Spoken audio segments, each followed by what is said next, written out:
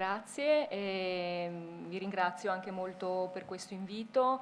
Il tema del dolore è un tema che è stato affrontato in modo molto specifico, al quale è stata data molta attenzione da parte dell'ISRA negli ultimi anni e quindi mi fa molto piacere, ecco, poter essere qui per poter condividere con altri colleghi il frutto di un lavoro durato diversi anni. Sappiamo che il tema del dolore è un tema particolare, forse non se ne parla ancora abbastanza rispetto alle difficoltà che sono presenti nell'invecchiamento. Il dolore, ecco, il tema del dolore sta emergendo nell'ultimo periodo, anche grazie, ecco, alla nuova legge per la gestione, il trattamento e prevenzione del dolore, di cui poi parleremo. Vi dicevo, il tema del dolore è un problema sottostimato per due motivi. Sostanzialmente sottostimato perché vi è difficoltà ancora a riconoscere come nell'anziano possa esserci presenza di dolore. Diceva prima la dottoressa Falchero, parlando della sessualità, che non ci sono delle fasi nelle quali noi ci suddividiamo e non ci sono delle fasi neanche per quanto riguarda il dolore, per cui il dolore si prova dalla nascita alla morte e tante volte, ecco, questo aspetto tendiamo a dimenticarcelo perché magari quando parliamo di invecchiamento ci fa più figura magari il tema della memoria, insomma il tema cognitivo, il tema assistenziale. E quindi, ecco, questo mancato riconoscimento porta poi a una difficoltà, a una non presa in carico del problema. Vi do qualche numero che insomma lo trovo abbastanza preoccupante. La prevalenza del dolore negli anziani non istituzionalizzati, quindi anziani che vivono a casa loro, varia dal 25 al 50%. Sappiamo che la vecchiaia porta con sé una serie di difficoltà e di patologie che sono legate anche all'esperienza di dolore, quindi un anziano su due prova dolore. Queste percentuali raddoppiano quasi se andiamo a vedere gli anziani all'interno degli istituti. Quindi dal 45% all'80% degli anziani prova dolore, ha delle patologie che lo portano ad avere dolore. Quindi la popolazione che risiede in una struttura residenziale è quella più a rischio di ricevere un inadeguato trattamento del dolore. E se pensiamo a come ci sentiamo quando stiamo male e se immaginiamo come ci si possa sentire senza qualcuno che si possa occupare di noi e possa lenire questo tipo di disagio, ecco che diventa, come dire, automatico riconoscere come questo tipo di problema porti a un drastico peggioramento della qualità di vita. Quando noi stiamo male, abbiamo mal di testa, abbiamo mal di pancia, certamente tutto ruota poi intorno al disagio che stiamo provando. Un altro aspetto fondamentale è che il dolore non è un processo, una parte naturale del percorso di invecchiamento, ma semplicemente è più presente perché è più presente la malattia. Per cui anche qui mi viene in mente un po' il pregiudizio di cui si parlava prima rispetto alla sessualità. Anche qui, no, la persona anziana ha dolori, spesso sentiamo gli anziani che si lamentano dei dolori e in qualche modo diventa come un sottofondo, no? Qualcosa che, beh, siccome sei anziano è normale che ci sia questo aspetto, per cui non ce ne occupiamo. Quindi, come vi dicevo prima, alcune ricerche stanno dimostrando come le persone con una compromissione cognitiva, in particolare le minoranze e le persone residenti in struttura, sono quelle più a rischio di una non presa in carico, di un non trattamento adeguato del dolore. Che cosa intendiamo per dolore? Vi porto una definizione, ce ne sono tante, ma insomma è un punto da cui partire. Il dolore è un'esperienza emozionale e sensoriale spiacevole associata ad un danno testutale in atto, potenziale oppure percepito. Il dolore è un fenomeno complesso che appunto non colpisce, non riguarda solamente la persona colpita da dolore, quindi l'anziano, ma riguarda anche la sua famiglia, riguarda le persone che si prendono cura dell'anziano e riguarda anche le organizzazioni che hanno il compito di organizzare i servizi intorno all'assistenza e alla cura degli anziani. Quindi veramente siamo in un terreno molto, molto articolato. È esso stesso un fenomeno multidimensionale che ha ripercussioni non solo sul piano fisico, di cui abbiamo insomma ben presente di cosa intendiamo, ma anche sul piano funzionale, sociale. Quando non stiamo bene non abbiamo tanta voglia magari di stare insieme agli altri, tendiamo ad isolarci con le conseguenze che poi ne derivano, quindi i problemi sul tono dell'umore, il senso di essere estraniati dalla società e dal contesto, e ha dei risvolti anche spirituali. Importante considerare, ecco, questo sembra appunto anche questa è una cosa scontata, ma vorrei sottolineare che il dolore è ciò che il paziente dice esso sia ed esiste ogni qualvolta che se ne affermi l'esistenza. Quindi questo ci dà anche ci dice qualcosa, ecco, sull'atteggiamento come professionisti anche da tenere, no? Di iniziare a prendere così in mano l'argomento basandoci su ciò che ci arriva dall'altra persona, per cui di non essere troppo frettolosi nel voler dare un significato, nel voler ricontestualizzare. Spesso, talvolta, nelle strutture si sente dire, ma anche a casa, sapete, quando lavoriamo nei progetti domiciliari da parte dei familiari, no? Quando l'anziano dice ho male e lo fa per attirare l'attenzione, quindi siamo molto veloci nel dare subito un'interpretazione, una lettura. Proviamo invece a fermarci e a dirci bene questo messaggio che la persona ci sta mandando nell'esprimerci la propria sofferenza, il proprio dolore, che cosa vuole dirci. Comunque è un'esperienza di sofferenza, magari non sarà un'esperienza di sofferenza solo fisica, potrà avere degli altri risvolti, però ecco, è importante prendere in carico questo aspetto. Sappiamo che con la nuova legge, la legge 38 del 2010, il dolore è considerato il quinto parametro vitale, quindi bisogna registrare il dolore in cartella clinica ogni qualvolta che si registra la frequenza cardiaca, insomma gli altri parametri.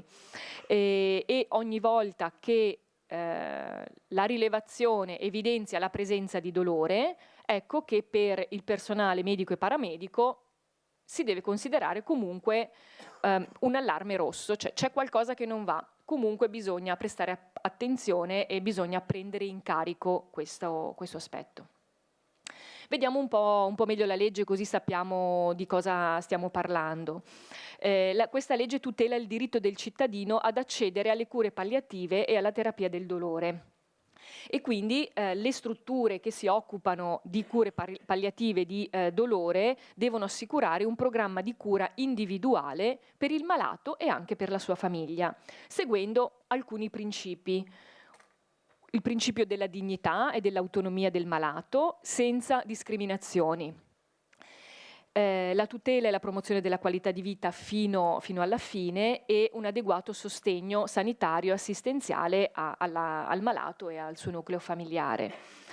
E se pensiamo che fa parte dei nostri compiti come psicologi promuovere il benessere psicologico e rispettare la dignità, l'autodeterminazione e l'autonomia, ecco che vediamo come il tema del dolore ha a che fare strettamente con quella che è la nostra professione, al di là, direi, del contesto nel quale lavoriamo. Vediamo alcune definizioni così per orientarci, per avere più chiaro il contenuto di questa legge. Le cure palliative, cosa intendiamo per cure palliative? Tutti gli interventi terapeutici, diagnostici e assistenziali rivolti alla persona malata e alla sua famiglia, finalizzati alla cura attiva di persone che hanno una malattia non, diciamo, inarrestabile, non curabile, con una prognosi infausta.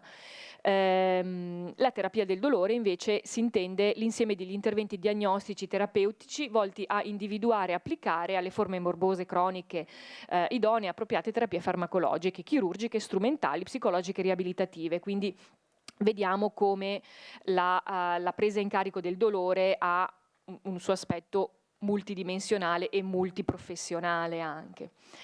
Di nuovo l'obbligo a riportare la rilevazione del dolore all'interno della cartella clinica. Quindi la rilevazione viene fatta attraverso delle schede che dopo vedremo. E questa legge parla anche dell'importanza di essere formati e aggiornati rispetto a questo tema, in tema appunto di cure palliative e dolore. L'Organizzazione Mondiale della Sanità ci ricorda, che sottolinea che il trattamento del dolore può essere notevolmente migliorabile anche nei paesi più moderni come il nostro, e ha ribadito che nel 90% dei casi il dolore può essere controllato, per cui è importante intervenire, è importante attivarsi. E da uno studio fatto nel 2008 è stato rilevato che l'80% dei pazienti con dolore severo riceve un trattamento non adeguato alle proprie necessità. Sappiamo che al fine di studiare in che modo anche gli ospedali potessero prendersi carico di questo tipo di tema e di problema, l'OMS ha proposto questo modello, Health Promoting Hospital, dove si vede l'ospedale come quel luogo di promozione della salute e non solo quel luogo dove ci si va a curare perché ci si è ammalati. E quindi che promuovano ospedali che promuovano una cultura della salute, che promuovano sia nel proprio staff ma anche nei pazienti e in tutta la comunità che serve. Quindi di fatto è importante partire da un cambiamento culturale che, come vi dicevo prima, spesso affronta il dolore con un atteggiamento un po' troppo fatalistico. E quindi è importante agire con azioni che vadano in più settori, sul personale, sui pazienti e poi su tutta la comunità. La Carta Europea dei diritti del malato anche sottolinea come le persone hanno il diritto a evitare sofferenze inutili e il dolore non necessario. Oltre appunto a una serie di altre cose molto, molto importanti. Il diritto anche a un trattamento personalizzato, il diritto al rispetto degli standard di qualità di assistenza, di sicurezza. E rispetto al dolore, ecco, c'è anche una carta dei diritti sul dolore inutile, dove appunto si esplicita, si definisce che ciascuno ha il diritto al riconoscimento del dolore, al trattamento, a un'assistenza continua, a essere informati anche rispetto ai trattamenti di cui usufruiamo. E ha una particolare attenzione ai bambini e agli anziani, che sono proprio i soggetti più fragili e che hanno minore possibilità di esprimere le proprie difficoltà autonomamente e che magari hanno bisogno di un tramite.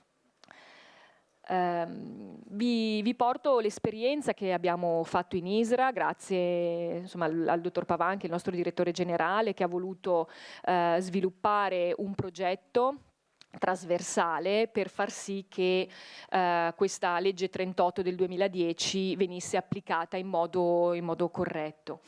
L'ISRA è un insieme di istituti, sono quattro residenze per anziani che si trovano nel territorio di Treviso e che ospitano all'incirca 800 anziani, divisi, diciamo, queste residenze poi sono suddivise in vari nuclei che vanno dai nuclei che ospitano persone con demenza, disturbi del comportamento, quindi nuclei specialistici, a nuclei invece più sanitari, e anche abbiamo una casa albergo che ospita persone autosufficienti, quindi questo progetto ha toccato trasversalmente tutte queste realtà.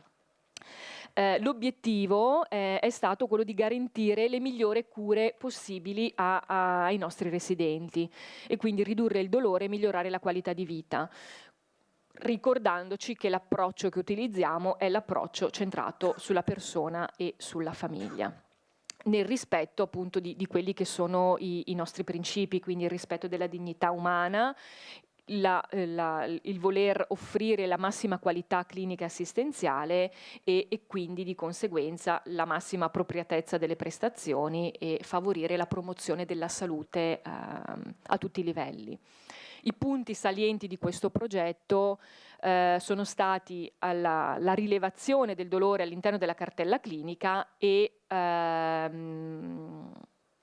formazione proprio di tutto il personale. Il gruppo si è costituito nel gennaio 2012, il gruppo di lavoro, questo progetto si è articolato in collaborazione anche con l'ULSS, e con la quale sono stati condivisi gli obiettivi e le azioni e sono stati formati i RID, chiamati RID, i referenti infermieristici per il dolore.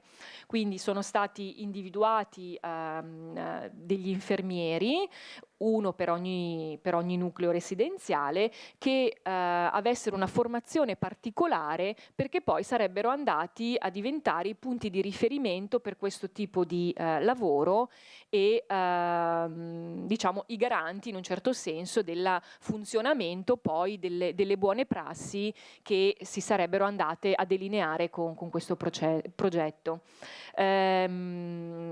Sono stati fatti degli incontri per tutto il personale, per tutti i medici, tutte le persone sono state formate all'utilizzo delle schede di rilevazione, per esempio, del dolore, e sono stati fatti formazioni ECM, insomma, e poi alla fine abbiamo steso delle linee guida che poi ci hanno accompagnato, ci stanno accompagnando tuttora e poi abbiamo istituito una formazione continua, perché appunto è importante poi mantenere un filo che ci ricordi, ecco, quali sono le buone prassi e ci porti a continuare a seguirle. Le azioni sono state quelle di garantire la rilevazione e il trattamento del dolore per tutti i residenti, migliorandola, quindi rendendo il più possibile questa rilevazione accurata, e anche la comprensione di quei dati che poi venivano ad essere rilevati e a fornire quindi il trattamento più appropriato. Sono stati sviluppati anche dei protocolli per facilitare l'approccio iniziale al dolore in maniera più razionale, ecco, sistematica, in modo da uniformare anche il comportamento di tutti gli operatori, di tutte le persone che lavorano all'interno delle residenze, utilizzando anche scale comuni, e sono stati approfonditi anche altri aspetti, quelli psicologici, etici, anche deontologici. Quindi l'idea, la sfida è proprio quella di superare le barriere di cui vi parlavo prima, le barriere dei curanti, di chi si prende cura, quindi la credenza che il dolore sia un processo inevitabile, quindi non modificabile, e la scarsa formazione rispetto agli strumenti di valutazione, le barriere anche degli anziani, perché appunto il pregiudizio pervade poi anche l'anziano che può vedere il riferire il dolore come un segno di debolezza personale, come il senso di avere paura anche di perdere l'autosufficienza. E ricordiamoci appunto anche il discorso di prima sul problema della demenza, quindi l'anziano che fa fatica e non riesce ad esprimere il dolore, e anche superare le barriere delle organizzazioni, quindi una scarsa cultura rispetto alla terapia del dolore e alle cure palliative.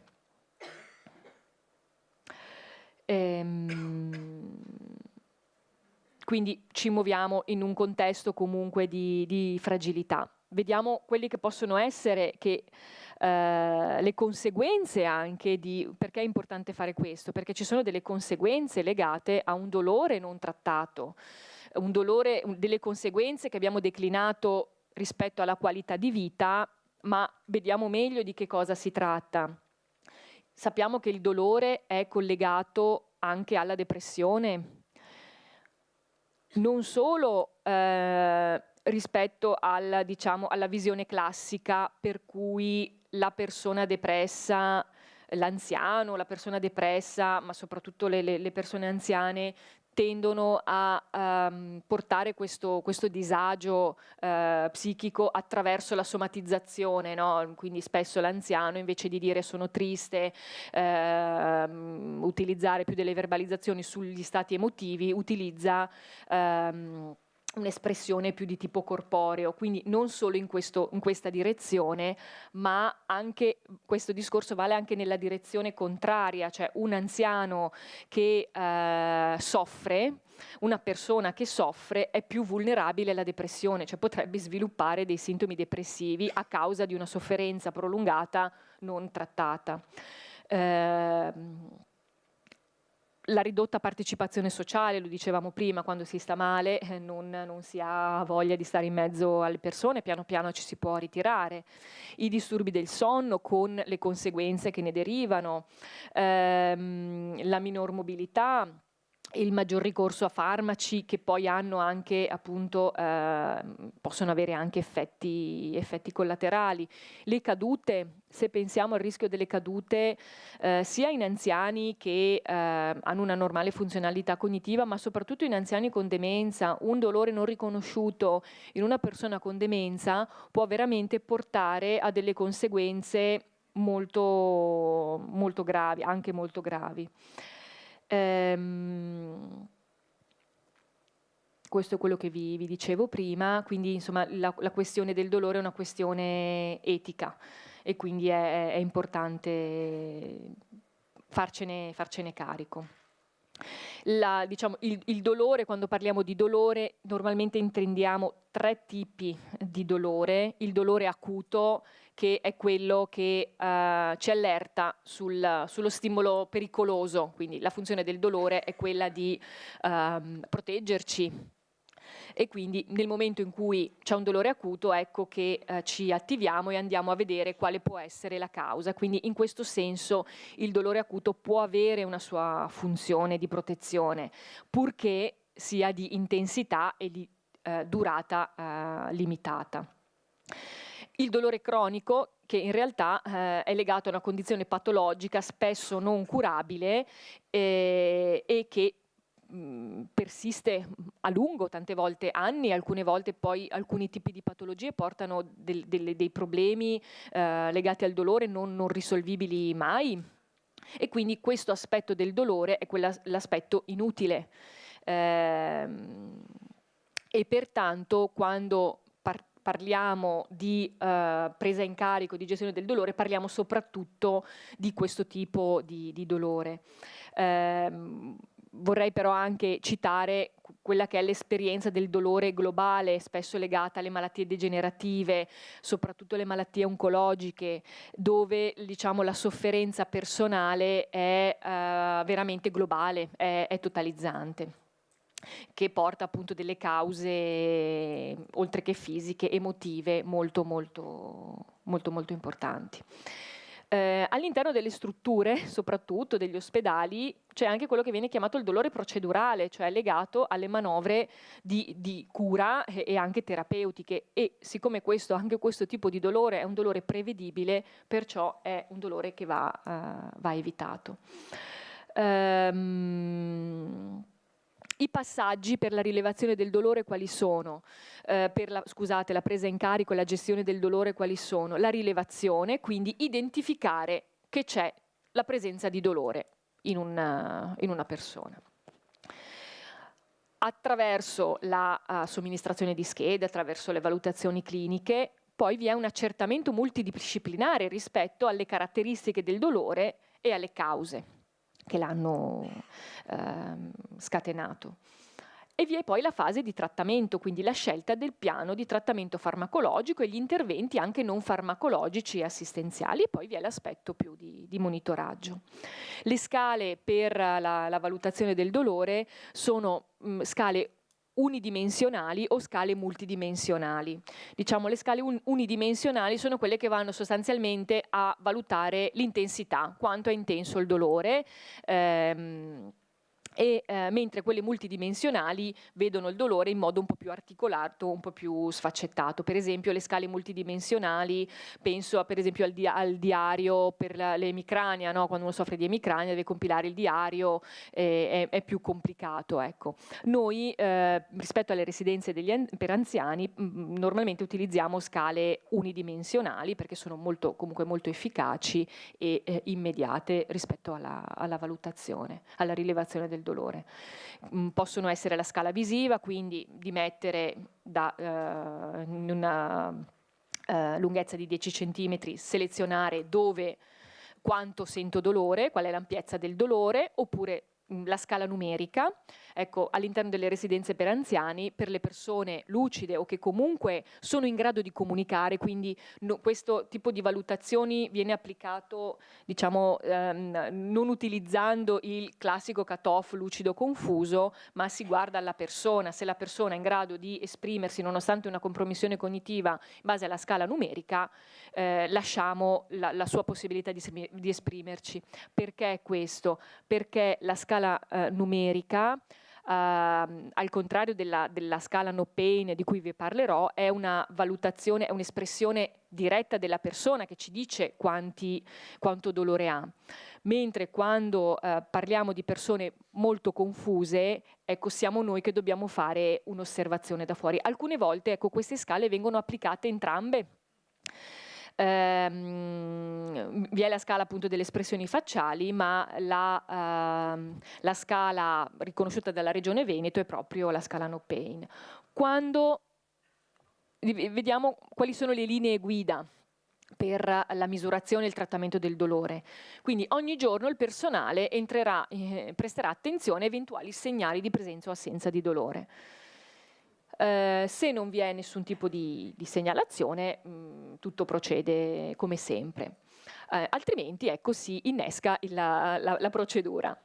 In realtà facciamo delle esplicite valutazioni del dolore all'ingresso, quindi quando la persona entra in struttura, a ogni revisione del piano assistenziale individuale, a ogni visita programmata, in caso di presenza di eventi critici, in caso di esplicitazione di segnalazione di dolore da parte di qualcuno, dice guarda ho notato mia mamma mi sembra in difficoltà, in base all'osservazione di cambiamenti comportamentali, dopo l'invio e il rientro da ricovero ospedaliero e su indicazione clinica alcune volte il medico dice per favore segnalatemi per 10 giorni la presenza di dolore.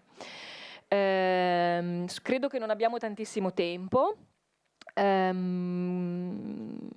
Rispetto alle persone con demenza posso andare. Diverse cose prima abbiamo detto diverse cose, quindi vado avanti. Vorrei sottolineare, ecco, quelli che sono i comportamenti da dolore che possono aiutarci con queste persone a fare una valutazione più accurata. E alcuni di questi indicatori saranno poi presenti nella scala no pain, che è quella che viene utilizzata. Quindi importante osservare le espressioni del volto, se la persona ha il volto teso o invece rilassato, se ci sono delle verbalizzazioni, se ci sono dei movimenti del corpo. Alcune volte il movimento ripetitivo, l'oscillare continuamente, può essere un indice di dolore. Il cambiamento delle interazioni interpersonali, all'improvviso la persona prima faceva delle cose, era abituata, non so, a intrattenersi, a partecipare, e inizia a rifiutare. Cambiamenti nelle attività abituali, per esempio il rifiuto ad alimentarsi.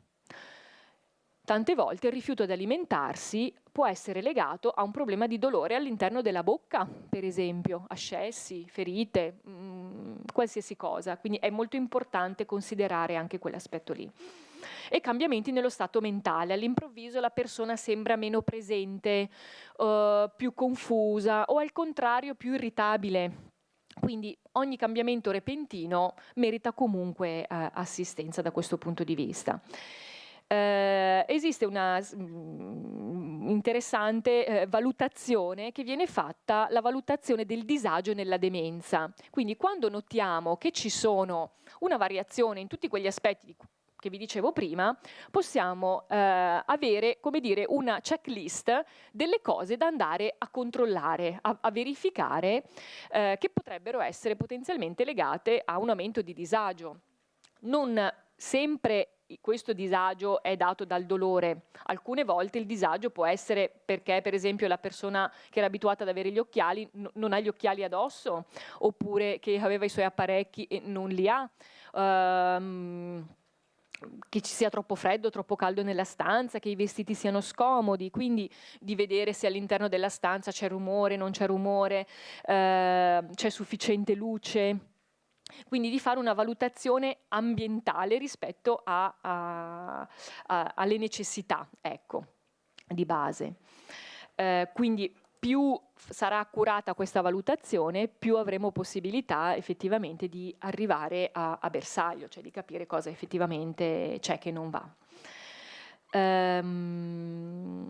Veniamo alla no pain, che forse è la parte che potrebbe anche interessarvi di più, perché se lavorate nelle strutture per anziani potrebbe esservi chiesto anche di utilizzarla, ecco, di compilarla. Non è uno strumento solo per medici o infermieri, è uno strumento che possiamo utilizzare anche noi.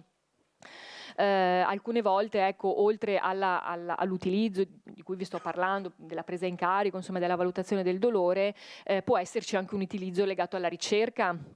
Quindi se qualcuno è impegnato magari in interventi che vanno a vedere l'efficacia, ecco, di alcuni protocolli sulla gestione del dolore e il trattamento, la no pain può essere una scala utile.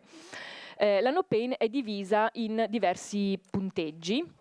È una scala, appunto, come vi dicevo, osservativa, quindi la facciamo noi, osservando la persona.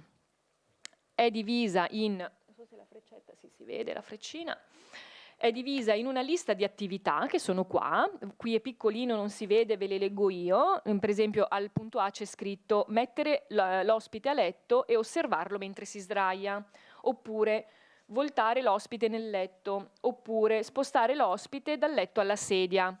Cosa bisogna fare?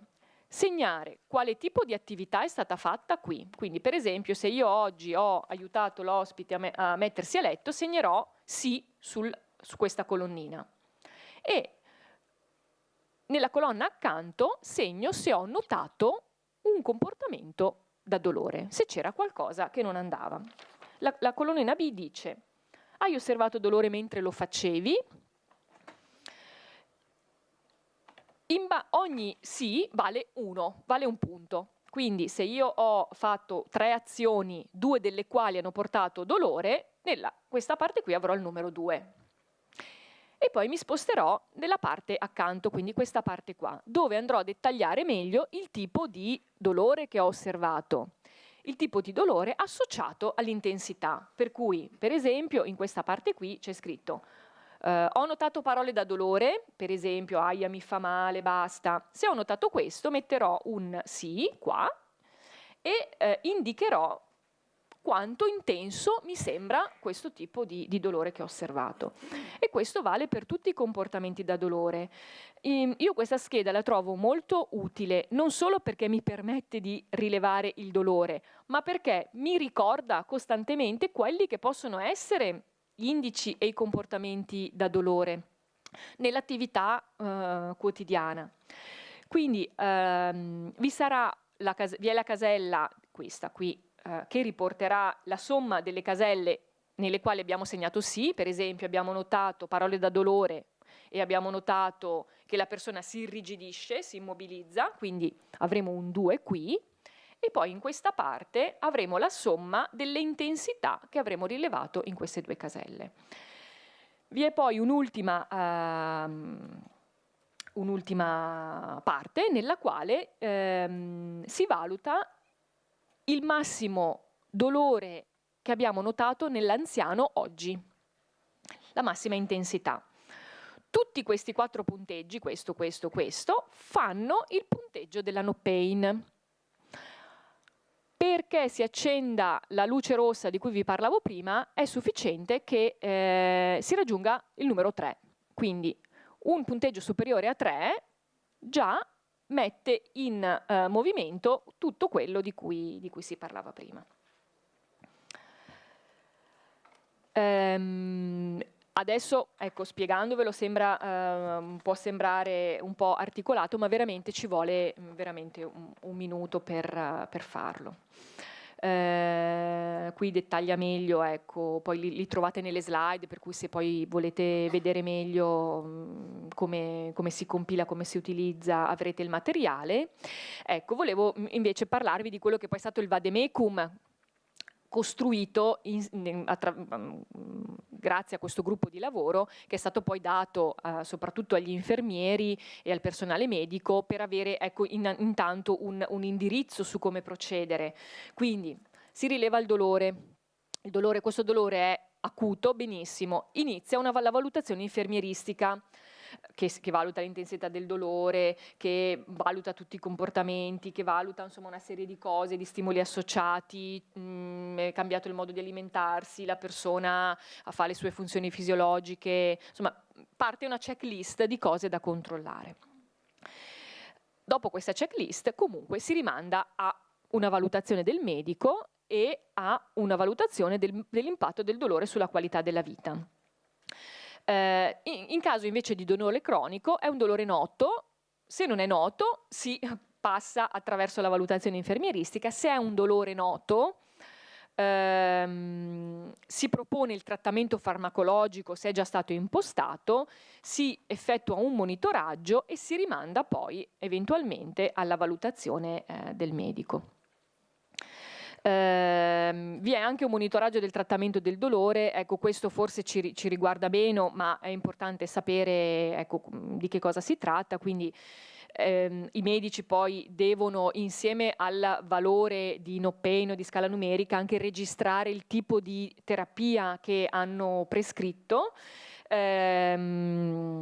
Eventualmente si devono registrare gli effetti collaterali che si sono eventualmente presentati, per poi, ecco, rifare una valutazione. Il dolore è ben controllato, non è controllato, è un dolore nuovo e quindi ecco, questo ci permette di arrivare a una copertura sufficientemente adeguata del problema.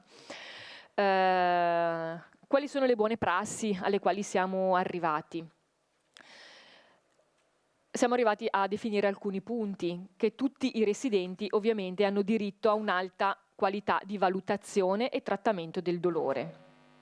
Un'alta qualità significa appunto partire dal prendere molto sul serio la cosa, dal considerare il dolore una spiacevole esperienza fisica ed emotiva che può causare molte conseguenze, dal fatto che il residente è il miglior giudice del proprio dolore e quindi quando è possibile preferire scale di autovalutazione e non scale osservative.